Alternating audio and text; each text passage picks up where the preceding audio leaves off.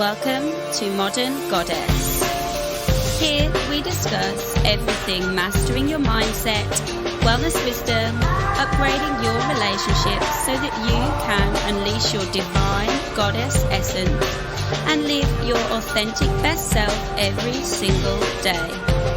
I'm your host, Cassie Aurora. Hello and welcome back to the podcast. My name is Cassie if you're new to the podcast, and if you're joining me again and you're a long time listener, thanks for returning. I'm kind of moving back into work now, so I'll be bringing more podcasts. Can't say they'll be as frequent as when I was, without a baby. But Bonnie is 4 months old now. I'm just out for a walk in the field, and I thought I would record this full moon podcast. This is not so educational in the sense I'm not going to be talking about like the aspects and everything, but I'll be sharing my insights and experiences on the Pisces energy. That is not definitive of everything. Astrology does show us things we maybe shouldn't know. It does enlighten us to be able to predict and to capitalize on energies, but at the same time, it doesn't make us omniscient, it doesn't make us all-knowing God, but there's always surprises at the woodworks. But I'm actually not going to get into the technical stuff as much today, which, I like to do. I'm really going to talk about the energy in depth and kind of speak from the heart. And hopefully you can take from it what feels good for you. If you're already thinking, this podcast isn't for me, then turn it off. That's fine. Come back to another one.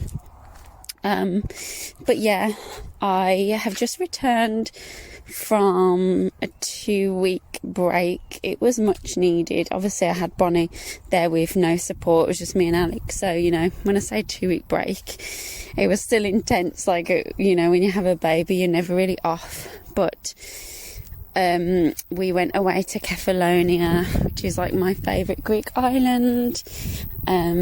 We got engaged. Alex proposed to me when we were there, he'd been planning it for ages. And I honestly, this is when astrology just ruins things. Like, I had this being, I looked at the new moon energy. I was actually on the new moon in Virgo, but it was hitting my chart at my MC and my IC.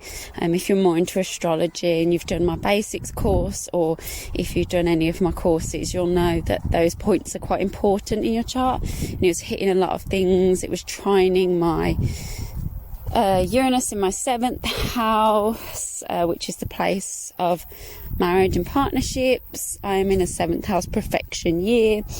There was a conversation of real supreme harmony with planets, etc. So I kind of had this feeling, I was like, this could happen on this new moon.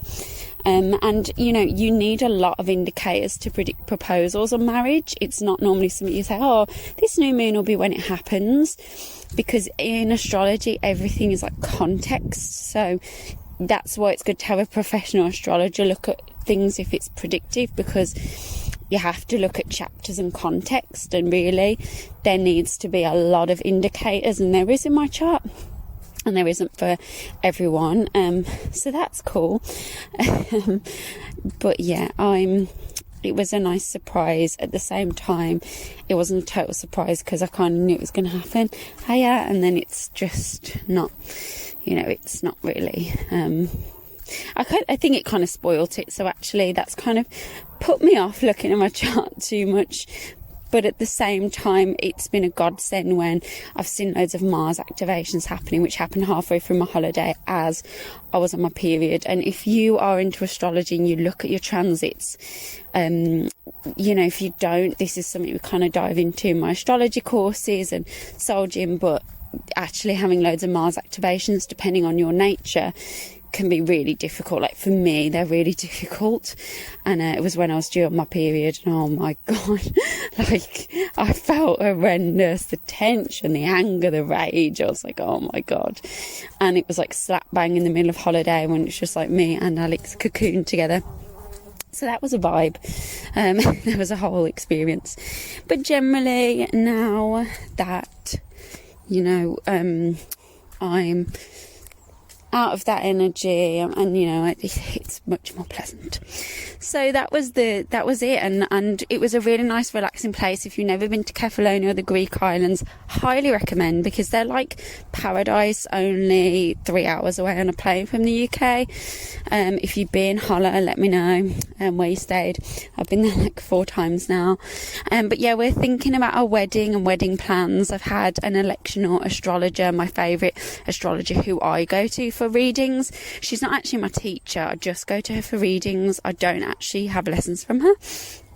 But she does the astrological talismans and remediates your chart. So she's like a real magician, and she kind of uses the power of astrology to pick the best dates, to kind of bless a marriage. That's why I've gone to her for the electional astrology. So that I'm kind of we're picking from the dates she's offered us, and we're thinking maybe an Ibiza wedding, which is random. I've never even been to Ibiza, so goodness knows where that's coming from, but I just follow my gut instincts and the signs that the universe gives me.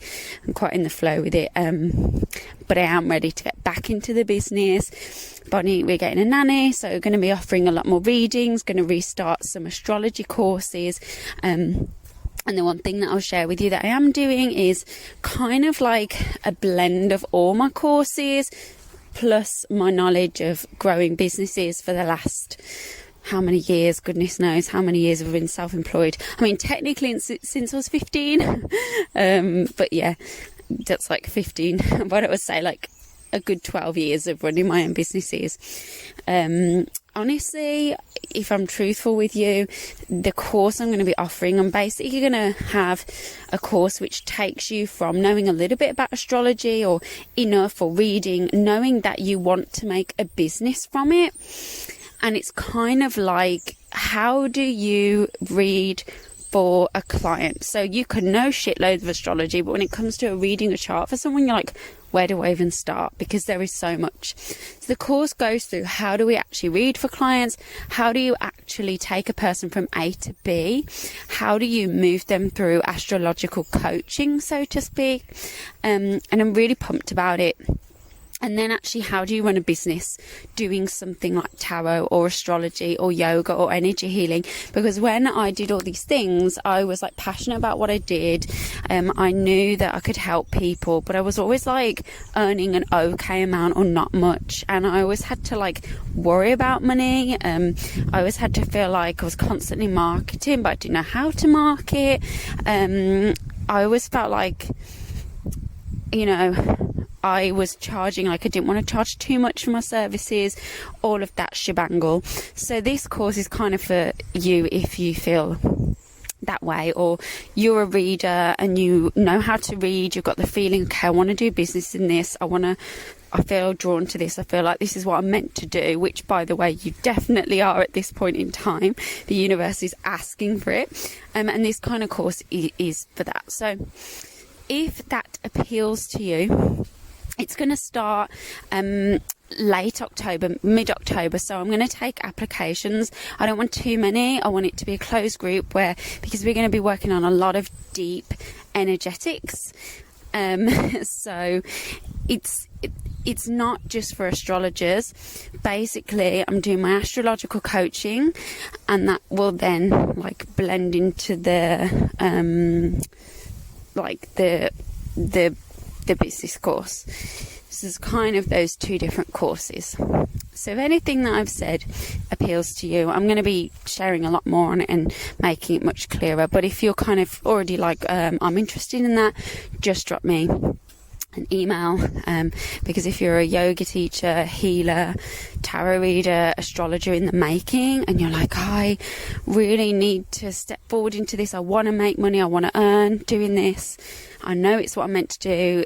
If your kind of life's falling apart and you want to make this your main income, and you're like, I feel like the universe is pushing me into this, then this is probably the right thing for you. So drop me an email. I'll stop jabbering now. So let's get on to the full my email address. So my email address is hello@cassieaurora.com. But I'm going to be talking a lot more about it. So like I say, drop me an email as soon as you can. However, yeah. Anyway, so full moon in Pisces. So we're in the energy now. You might be thinking, well, Cassie, the full moon was yesterday. Yeah, it was, but we're still in the peak of the energy. When you ever have a lunar, like a lunation, which is a new moon or a full moon, or an eclipse, you get the energy really for 2 weeks. That's the peak energy, but it's always going to go until the next new moon in that sign. So we're now in the full moon of Pisces, which will be echoing what happened in the new moon in Pisces around March time. So think about those themes. That is important. What did you start then? What seeds opened up? They're going to be coming to fruition. And then obviously, you know, we see the culmination at the full moon. But really these 2 weeks, you're going to be feeling this peak of energy. You're going to be riding this wave, so to speak. Think of astrology is the ocean, and each kind of feature, transit, new moon is a different wave that you're riding. But ultimately, it's all part of the ocean. I didn't get that quote, by the way, from myself. I got it from Krishna Das on a Gaia documentary. If you haven't seen it, you need to watch it. Anyway, so this full moon in Pisces, for me, is really a momentary pause in this lighter energetic period that we're in, because it is a lighter period. It's still pretty freaking chaotic, but before it gets a little bit dicey, November, really from mid-October, November, December, that's going to be an intense time, I think. Based on what I've said in the 2021 webinar, the year ahead, I was pretty accurate. So when it comes to the year ahead webinar for 2022, which will be like December time, we'll reflect on 2021 and you'll be like, okay, that was accurate. And I do think November, you know, October, late October, December will be difficult. I always said that this was a nice window of energy. June, July will be a bit tougher, but September, this is really the nicest month. I really like this full moon. It's not my favourite, but it's one of my favourite pockets of energy, because the moon, this planet of intuition, emotion, bringing light to what's hidden. It's in this sign of, and it rules people and women as well, rules over our emotions, is in the sign of Pisces, which swings 2 ways. If we look at the lower vibration of Pisces, it's addiction, compulsion, emotions that we can't get a hold of, we can't contain. That could be anger, it can be sadness, or can be the higher vibration, which is meditation, transcendence, divine inspiration, the dissolving of boundaries, making the imagined manifest.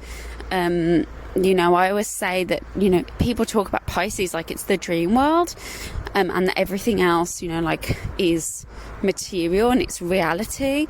But I would argue that the higher vibration of that is understanding that actually reality lies in the dream world, and this material is the illusion. Side kind of just diverting there, but hey. But this Pisces energy is really one that we can dive into for the next few weeks, and I encourage you to, with open arms. Pisces for me is this kind of divine love as well. And I was actually having a conversation with a friend this morning. Pisces is, when I think of Pisces, this dissolving of time as well, this material structure.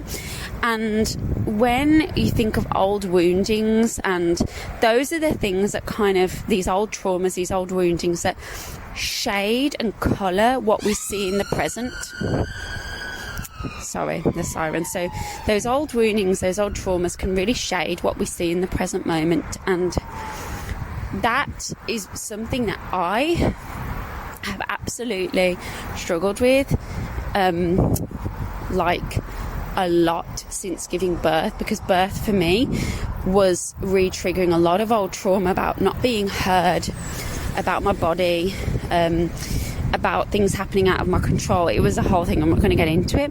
I've been working through that. That's why I've actually found parenting or motherhood very difficult. That initiation process was really difficult for me. It brought up so much shit. The last 4 months have been a rebuilding for me in so many ways. And the challenge I had with motherhood was that I had this beautiful baby. I have everything I want to have a loving partner. You know, don't get me wrong, every relationship has the things that you need to work through.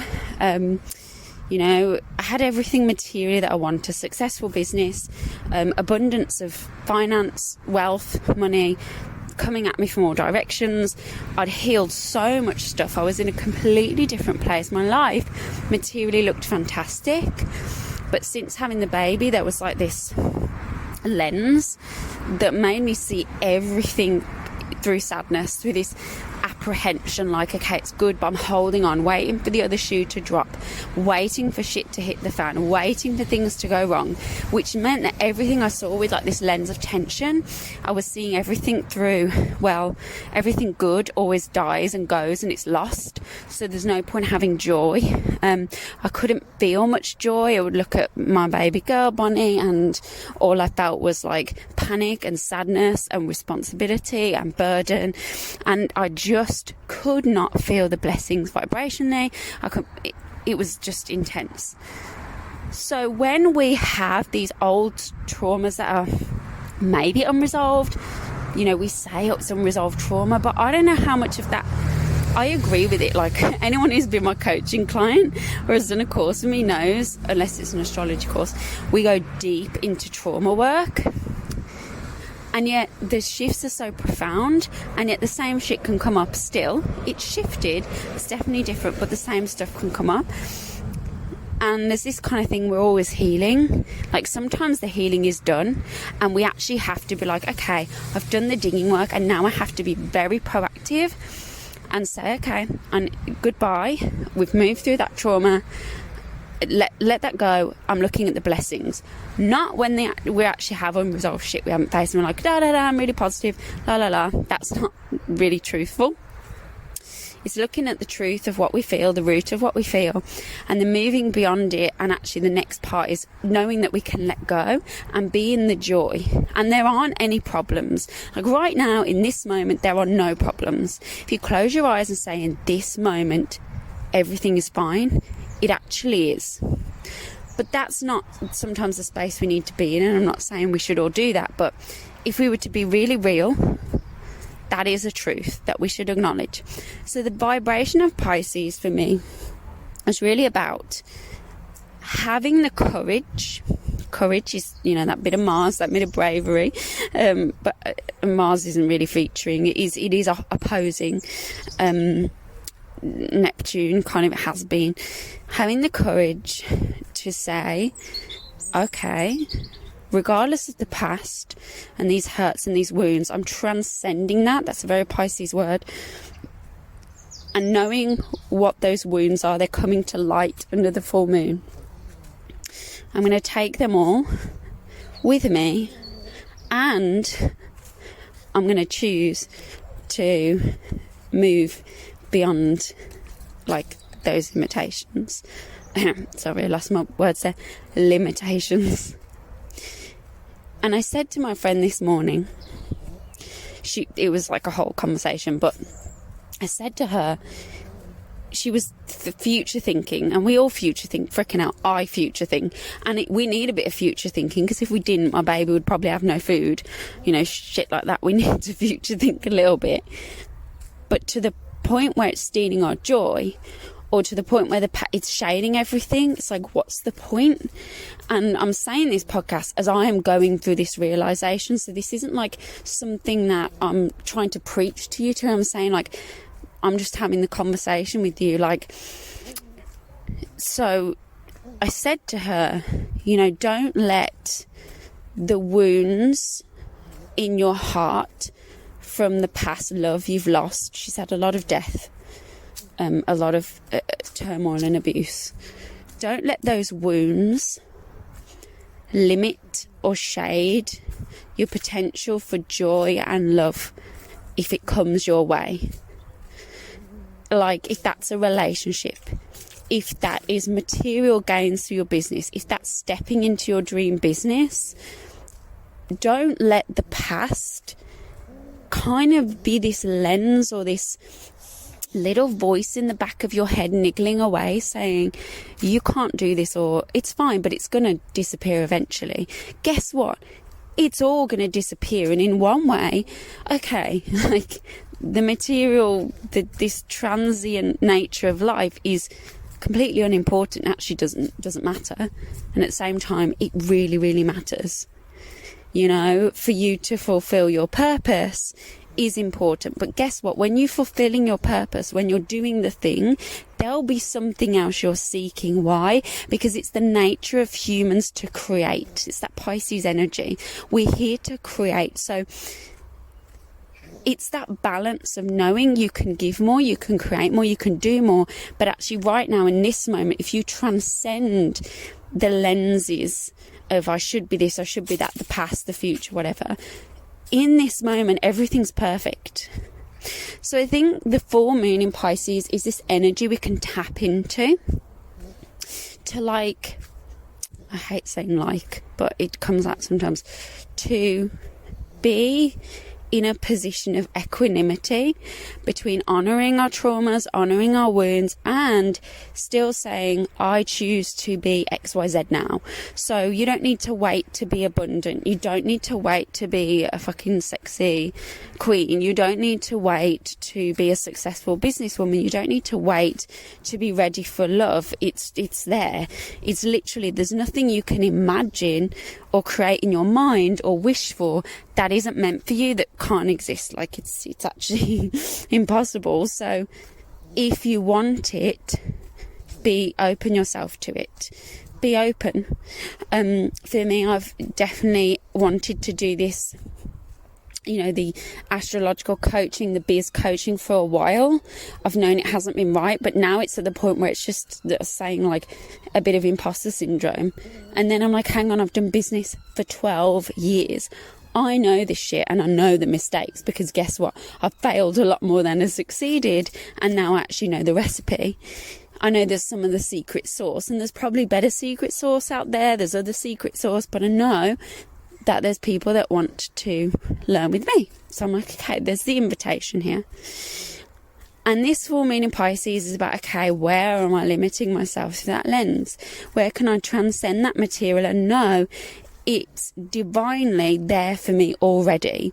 It is in the Akasha, it's in the ether, it's in beyond the material. What you want is there.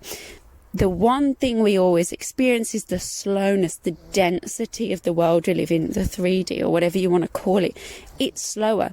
Well, good, because imagine the amount of times your thoughts manifest and it's like unconscious shit you've manifested that you're like, oh my God, this is terrible. Then you work through what the universe needs you to work through, la, la, la, and then you're like, oh shit, like, I'm so glad that didn't work out. Well, good, because imagine how many things have not worked out that you're like, it's a bloody good job that didn't work out. Does that make sense? So be blessed and thank the slowness of it, at the same time as being open that it can happen very quickly. So this is kind of like a frustrating podcast. It's very Piscean, because it's like, can we just embrace all things? There's no definition here, and that's really the energy of it. So maybe listen to this again. I'd like to say, oh, this was channeled or downloaded. I don't know, whatever. Take what you want from it.